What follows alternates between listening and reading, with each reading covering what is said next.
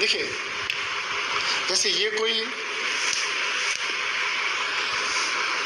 चालक है, तो जब इसके सिरों के बीच बैटरी कनेक्ट नहीं की होगी, नॉर्मल कॉपर का कोई टुकड़ा है, तो थर्मल एनर्जी, हम जानते वातावरण में अपनी एक ऊर्जा होती है, एक ताप होता है, तो थर्मल एनर्जी के कारण थर्मल वेलोसिटी से ये इलेक्ट्रॉन रैंडम मोशन करता है। रैंडम मोशन चाहो तो फिर लिख लो, रैंडम मोशन। अधिकांश स्टूडेंट इस बात को जानते, फिर भी एक बार मैं कह रहा हूँ, रैंडम मोशन का मतलब अनियमित गति, रेगुलर नहीं होती, किसी एक इसका कोई रास्ता क्लियर नहीं होगा, कोई टाइम इंटरवल क्लियर नहीं होगा, अनियमित गति। जैसे इलेक्ट्रॉन देख रहे बेटा, हमने बैटरी कनेक्ट नहीं की है, कोई सेल हमने लगाया नहीं, फिर भी शुद्ध कॉपर का टुकड़ा पड़ा होता है तो उसमें करंट नहीं आता, झटका अपने आप महसूस नहीं होता। तो इसका मतलब ये नहीं कि उसमें इलेक्ट्रॉन शांत बैठे हैं, ये नहीं कि इलेक्ट्रॉन उसमें मोशन नहीं कर रहे, इलेक्ट्रॉन रैंडम मोशन कर रहे होते हैं। कोई पूछे क्यों कर रहे होते हैं, उनकी मोशन करने का सोर्स क्या है, तो उनकी मोशन का सोर्स है थर्मल एनर्जी, हिंदी में लिख सकते हैं ऊष्मीय ऊर्जा, वातावरण की ऊष्मीय ऊर्जा।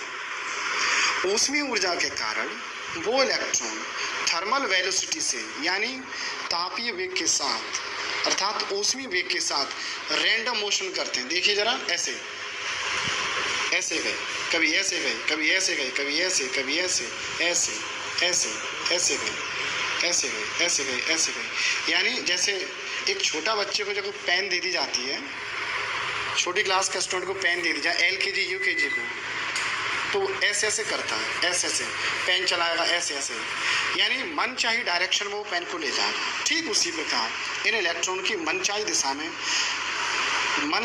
में मोशन होती है, उसी मनचाही दिशा में होने वाली गति को रैंडम मोशन यानी अनियमित गति कहा जाता है। तो ये ऐसे ऐसे चलते रहते हैं, तो कभी इधर गए तो कभी इधर गए, कभी इधर गए तो कभी इधर गए, कभी ऐसे गए तो कभी ऐसे गए।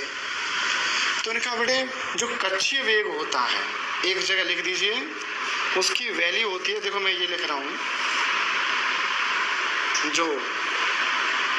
कक्षीय वेग नहीं, तापीय वेग,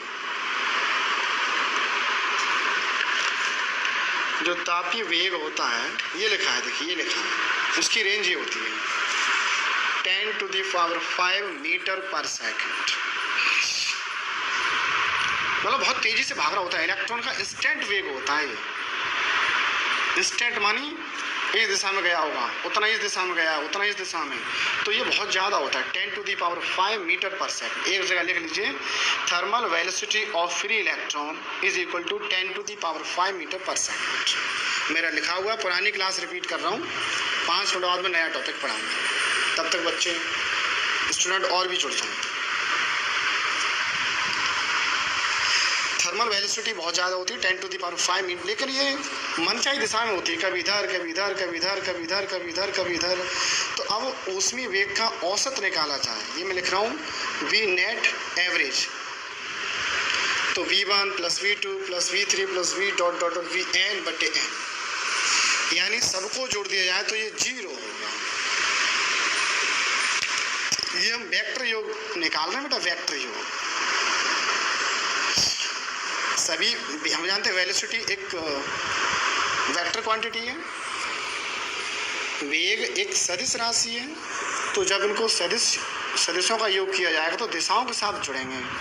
कोई एक की दिशा ऐसे है तो कभी दूसरे की दिशा ऐसे है, एक की दिशा ऐसे तो कभी कोई दिशा ऐसे है, तो सारी दिशाओं का वेलोसिटी एक दूसरे से कट जाएगा, 0 हो जाएगा। बात समझ में आई कि नहीं? इलेक्ट्रॉन के जो अलग अलग थे, इधर गया इधर गया इधर गया इधर गया इधर गया, जो मनचाही दिशाओं में मोशन कर रहा था, उन सब का एवरेज निकाला जाए तो थर्मल वेलोसिटी 0 आ जाएगी, एवरेज थर्मल वेलोसिटी 0 आ जाएगी। बात समझ में आ गई होगी, कोई कठिनाई वाली बात नहीं है। ध्यान रखना, इलेक्ट्रॉन का एक दिशा में जब जा रहा है ना, जब यहाँ गया था तब वेग इतना था, जब यहाँ आ रहा था तब वेग इतना था, जब यहाँ आ रहा था तब वेग इतना, हर एक छोटे खंड में जा रहा है तो वेग है, लेकिन उन सब का जब एवरेज निकाला जाएगा तो थर्मल वेलोसिटी का एवरेज 0 आ जाएगा। इस 0 वेग होने के कारण हमें इलेक्ट्रॉन चलता हुआ प्रतीत नहीं होता, और इसीलिए उसका किसी एक दिशा में फ्लो नहीं होता, किसी एक डायरेक्शन में फ्लो नहीं होता। इसीलिए अपने आप, चाहे कॉपर का टुकड़ा हो, चाहे चांदी का टुकड़ा हो, चाहे सोने का टुकड़ा हो, चाहे लोहे का टुकड़ा हो, तार हो, उसमें कोई करंट नहीं बह रहा होता। इलेक्ट्रॉन गति कर रहे होते हैं, थर्मल एनर्जी के साथ मोशन कर रहे होते हैं, फिर भी उनका नेट वेलोसिटी 0 होने के कारण वो स्थिर से होते हैं। इसीलिए इलेक्ट्रॉन का फ्लो नहीं होता, मुक्त इलेक्ट्रॉन चलते नहीं, नेट चलना उनका 0 है, इसलिए उसमें करंट नहीं बहता। बात समझ में आ गई?